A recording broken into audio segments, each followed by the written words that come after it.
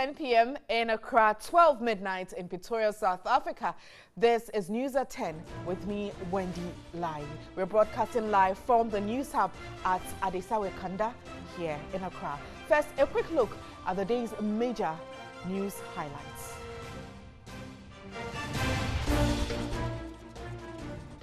One of the lawyers defending persons facing trial for the lynching of Major Maxwell Mahama has insisted the team of military officers led by the late soldier were protecting illegal miners. Lawyer George Bernard Shaw averred the Minerals Commission had written to the mining company they were protecting CNG Alaska to halt operations. Speakers at the United Nations Forum on Peacekeeping have proposed the mass repatriation of peacekeepers who sexually abuse indigents in their home countries. They are of a firm belief this will deter those involved in such actions and also protect the integrity of the United Nations and other peacekeepers on mission fields. 200,000 pregnant women risk losing their unborn babies due to malaria.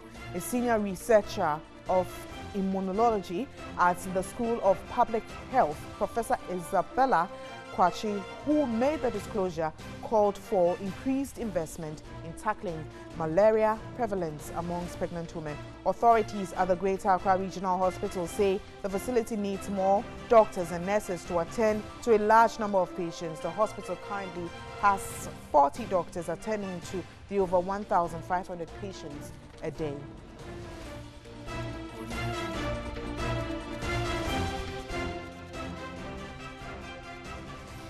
Let's take our stories now, and the police service has denied inviting the Member of Parliament for Lara and Deputy Roads Minister Anthony Cabo for interrogation. The police say they had just begun investigations into the whole saga, which is involving the GFA president, and they would need time to gather evidence before going public. Even before the intended police-media interaction Thursday morning, news went viral the Deputy Roads Minister Anthony Cabo had been invited by the police CID in relation to the Tiger IPI tip that had allegedly indicted the Ghana Football Association boss, Kwesi Nyantakyi. According to the report, Anthony Cabo was expected at the CID headquarters in the company of his lawyers, but the police has denied the claim.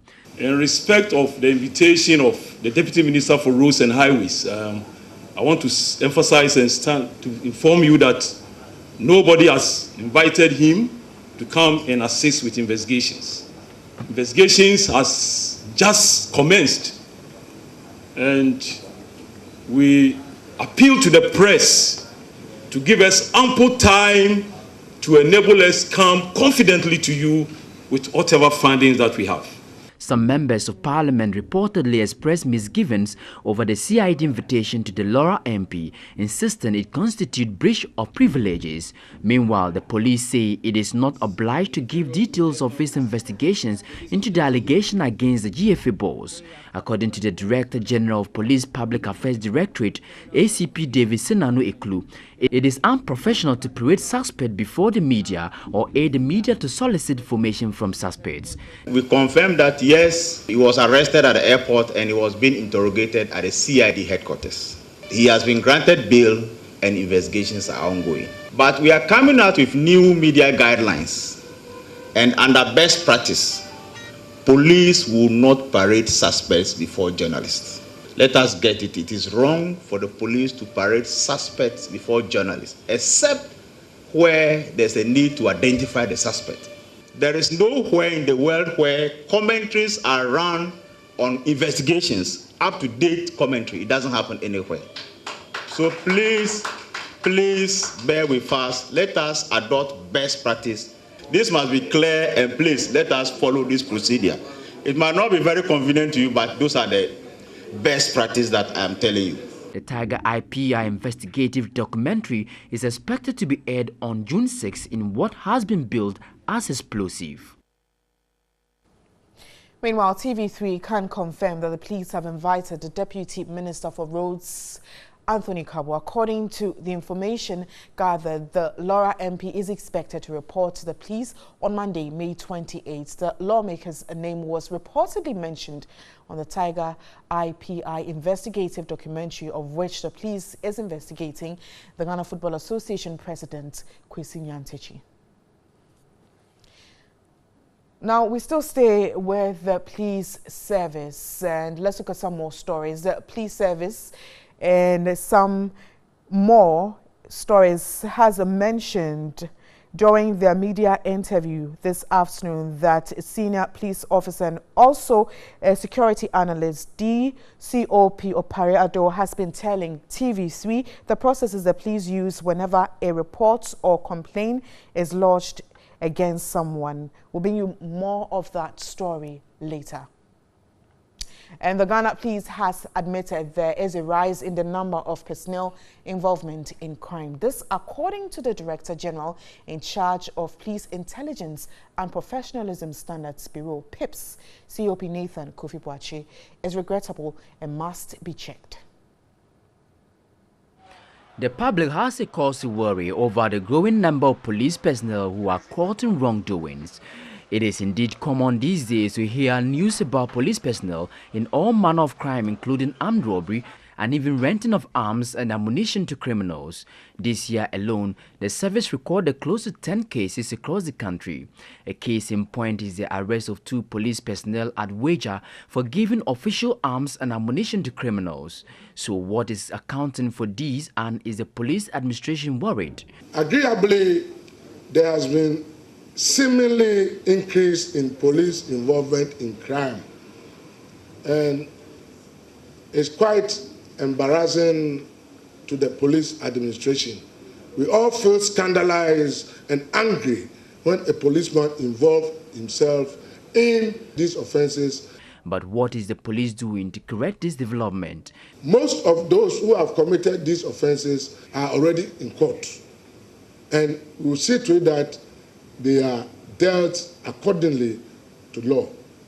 And on our part, we are also doing the service inquiries, and such people, if proved that they actually involved in such cases, will be dismissed and the law will take its course. COP Nathan Kofi Boakye also spoke about measures to ensure compliance to standards. We have analyzed our training procedures to identify the training gaps which more or less maybe necessitate this kind of behavior, so that we train people, train them well, so that they can imbibe and internalize the values that may reduce such crimes in the police service. But I must be honest with you, we are all embarrassed and scandalized by such behavior. And going forward, we are determined to reduce such behavior, if not eliminate it, to the barest minimum.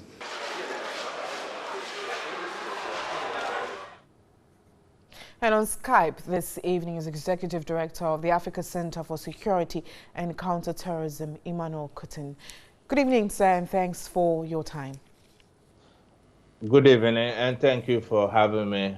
Now, in that very short story we played, we did hear the Director General of PIPS reiterating that they were scandalized and also embarrassed by these offenses committed by the police. And as a country, now, how worried should we be, especially even if the authority in charge of overseeing our safety comes up to even say that they are scandalized about their very own offenses committed by team members? Well, in fact, it's a very good piece of news.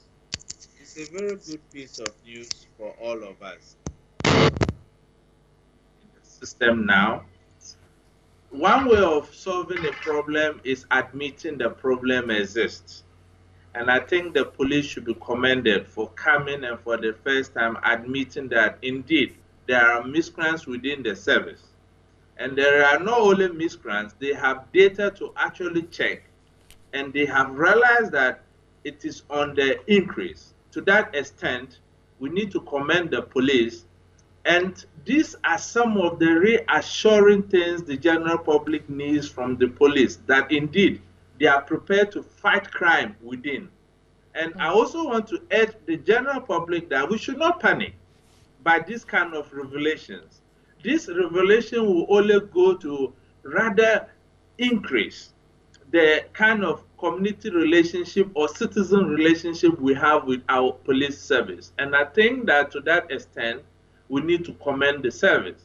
But there's one thing we have to also look at. We as citizens, we are also duty bound to play our role in collaborating with the police in fighting crime. They can do it by themselves. And I think that this is what the public has been looking for time immemorial. Because if you look at the public today, their trust within the service is barest minimum. And I think that these are the steps the police can take to purge itself from this kind of name calling. And I also want to say this. It is not all the time we need to come to the media and bastardize the Ghana Police Service. To be honest, the essence of our democracy or the foundation of our democracy is founded on rule and law. And to that extent, the police are mandated to give us the rule and the order we need in the system to be able to carry out our duties. So to that extent, I really commend the police, and they should not end it there. Like the Nathan Kofi Boachi said, they should make sure that the proper laws, as far as their service inquiries are concerned, are applied. And some of these things can come to the public domain because we are in democracy and the people deserve to know. And once we know the steps they are taking to clean its own self, I think the general public will also buy into the idea and come on board to help them fight crime. Now, in talking about the general public, now there's been some bit of impression created that because in the past concerns about the recruitment process that come up, some people believe that possibly the persons who were recruited who weren't supposed to be a part of the service are part of what we're facing now or what we're seeing. Could that be a factor? And what is the best practice out there? You see, most of the challenges we face these days are just these young ones that are coming through these vigilante groups into the service. If you look at most of the arrests made, you can find someone who has been in the service over 15 years engaging in some of these things. Like in any human institution, first of all, what you do is that you acquire knowledge. When you acquire, what do? You apply. And when you finish with the application, you do what? You create. And if you look at the upper echelon of the police service, they are well behaved. And the very few at the bottom are tarnishing their image. I think that we need to look at our recruitment process and make good use of technology. And to that extent, criminal background checks. The challenge we have is we don't have any data bank to check some of these criminal records. So to that extent, I am just calling on all stakeholders that for the meantime, we can make use of the data from the National Identification Authority, which I think is only about few regions left that have not been captured.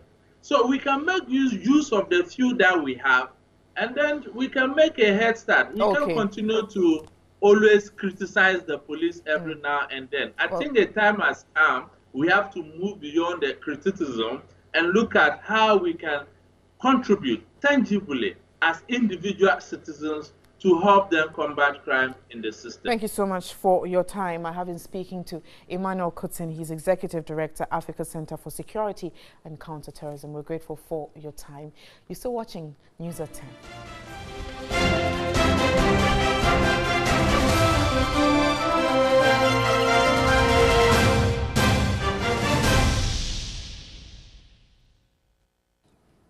Thanks for staying. One of the lawyers defending persons facing trial for the lynching of Major Maxwell Mahama has insisted the team of military officers led by the late soldier were protecting illegal miners. Lawyer George Bernard Shaw averred the Minerals Commission had written to the mining company they were protecting CNG Alaska to halt operations in the Joabo Forest. Solomon Menya has more. Lawyer George Bernard Shaw was cross-examining the first prosecution witness, WO2 Sabikwesi, was also the second-in-command to Major Mahama. He also further said the relationship between residents of Dencho and the company was tense due to concerns bordering on forest degradation. After the murder of Major Maxwell Mahama by some residents of Dencho, the District Chief Executive, Daniel Apieni, alleged CNG Alaska was engaged in illegal mining. This, however, led to his suspension by President Akufo-Addo. WO2 Sabikwesi maintained he and his officers were authorized to protect the company and added they carried out their duty professionally. He, however, rejected the claim by defense lawyer Bernard Shaw that the military was deployed to the site due to constant attacks on the company by the residents of Diaso. Bernard Shaw made a reference to a letter written by the Minerals Commission asking the company to halt its mining activities and suggested to the witness that the company was engaged in an illegal activity. Again, WO2 Sabikwesi said he was unaware of such a directive. To the media after proceedings, father of the late Major Mahama, Captain Dennis Mahama retired, reiterated concerns over the number of persons standing trial. I take consolation from the fact that the police are still on it. These 14 that are being tried cannot be all. We know that, they'll be tried, but the police is still on the heels of any others and still looking for more information to gather more people involved in this dastardly act. And at the appropriate time, when they get them, we will be coming to court again. Meanwhile, the Accra High Court has ordered the head of the Disclosure Department at Vodafone Ghana to make available phone records of the first accused person, William Ba, thus the assemblyman, on May 29, the day the soldier was lynched, as well as May 30, 2017.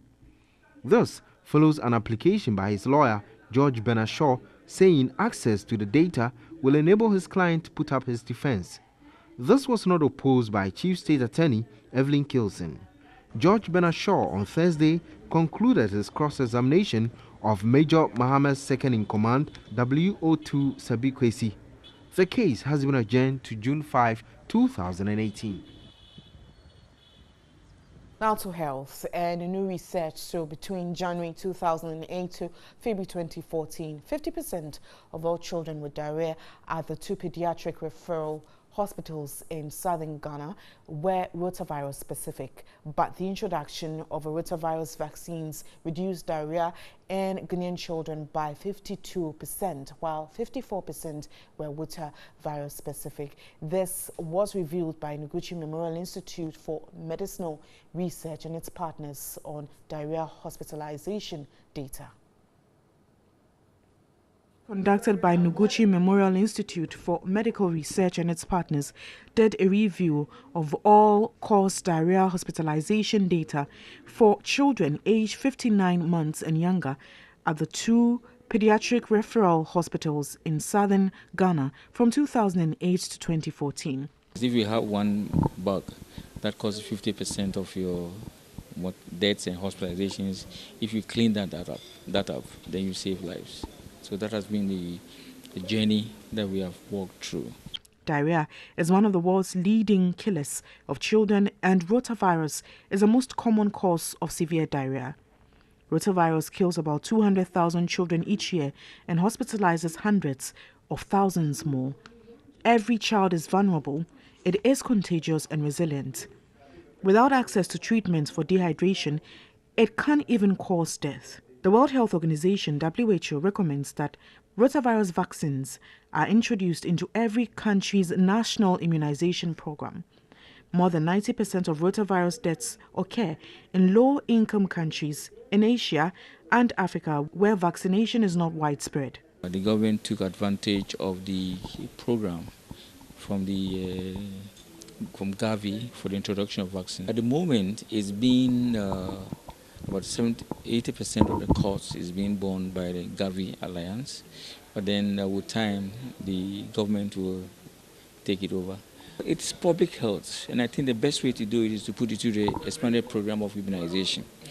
A dissemination workshop on rotavirus vaccines, impact, and interception surveillance in Ghana, organized by Noguchi Memorial Institute for Medical Research. Speakers touched on topics including the impact of rotavirus vaccines and vaccine safety. Senior Research Fellow at Noguchi Memorial Institute for Medical Research, Professor George Ama, believes stakeholder engagement is necessary to reduce, if not end, the numbers recorded for diarrhea. And so some other stories. And international relations expert Professor Vladimir Nchitanso has cast doubt over the success of Africa Continental Free Trade Area. He predicts the free trade area is likely to be hampered by the existence of several regional trade blocs within the continent. The African Continental Free Trade Area is a product of the African Continental Free Trade Agreement among some African states.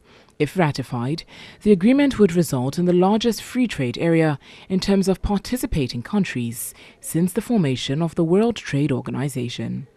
African heads of state gathered in Kigali, Rwanda, in March 2018 to sign the proposed agreement. 44 of the 55 members of the African Union signed it on March 21, 2018.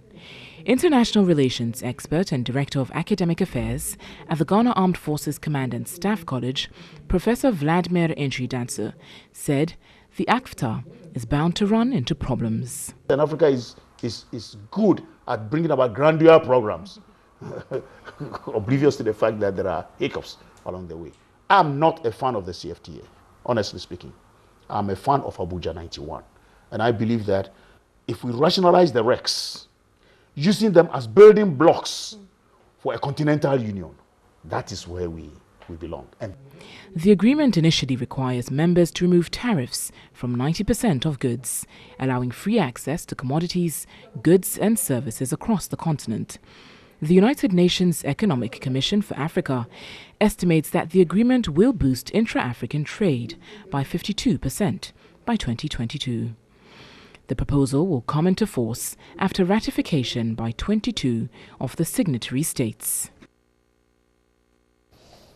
And that's all for this evening on News at 10. My name is Wendy Lai. Next, we have Sports Unlimited with Thierry Nyan. Don't miss it.